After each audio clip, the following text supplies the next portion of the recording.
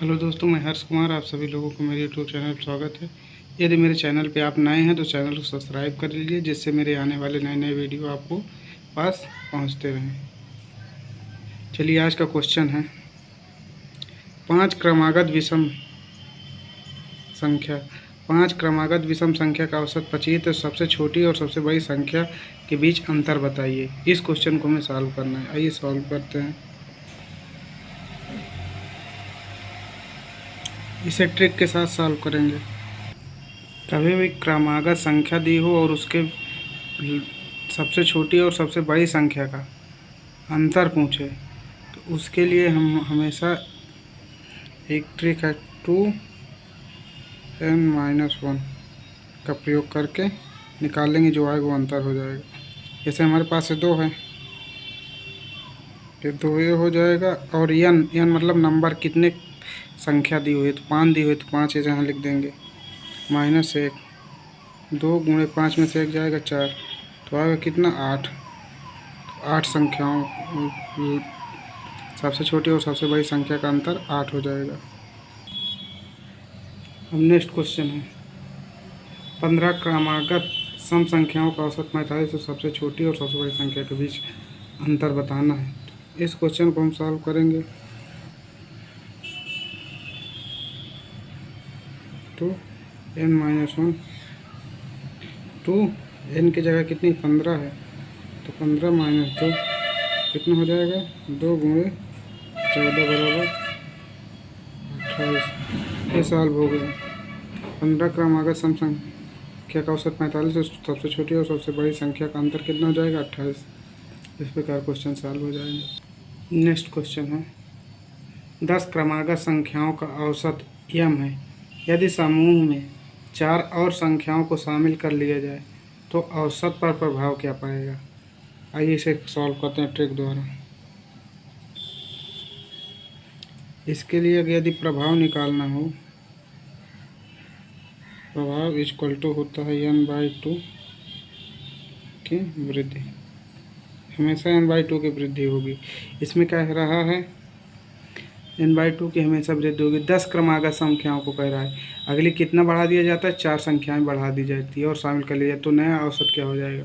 तो कितनी संख्याएं, जो संख्याएं शामिल की जाती है वही n का मान हो जाएगा। तो n में कितनी संख्या शामिल की गई 4 शामिल की गई, तो 4/2 कट जाएगा तो कितना हो जाएगा 2 की क्या हो गई वृद्धि हो गई। इस प्रकार क्वेश्चन सॉल्व हो जाएगा आसान ट्रिक द्वारा 1 मिनट के अंदर।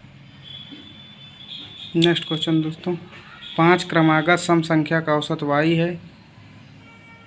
5 क्रमागत सम संख्या का औसत y है। यदि समूह में अगली 3 सम संख्या और शामिल कर लिया जाए तो औसत पे क्या प्रभाव पड़ेगा।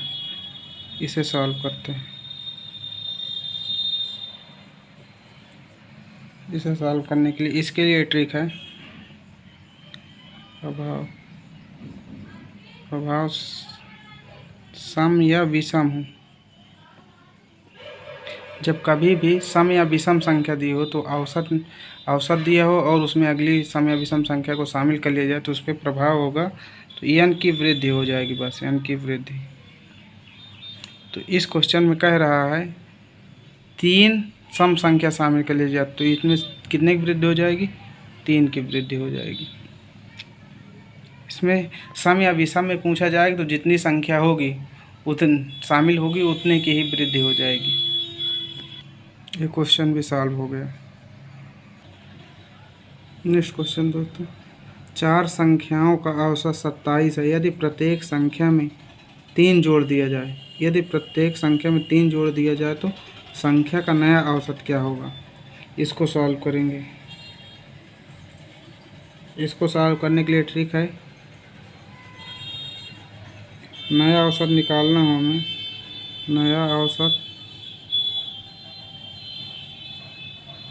इक्वल टू पुराना औसत,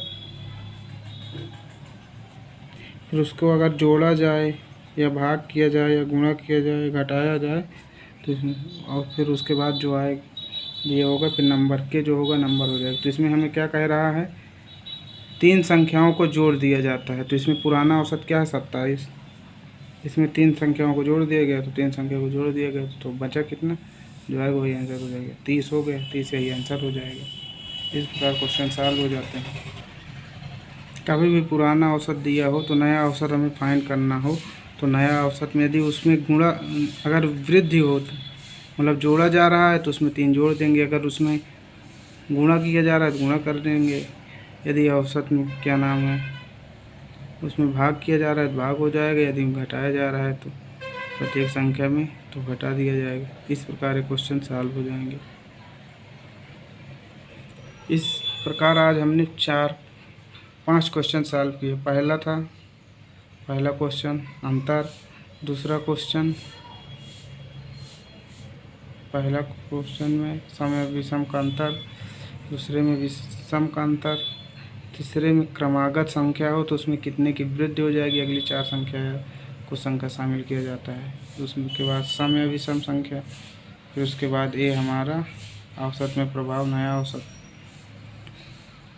इस प्रकार हमारे सभी क्वेश्चन सॉल्व हुए। यदि मेथड अच्छा लगे तो चैनल को सब्सक्राइब एंड शेयर करिए। थैंक यू दोस्तों।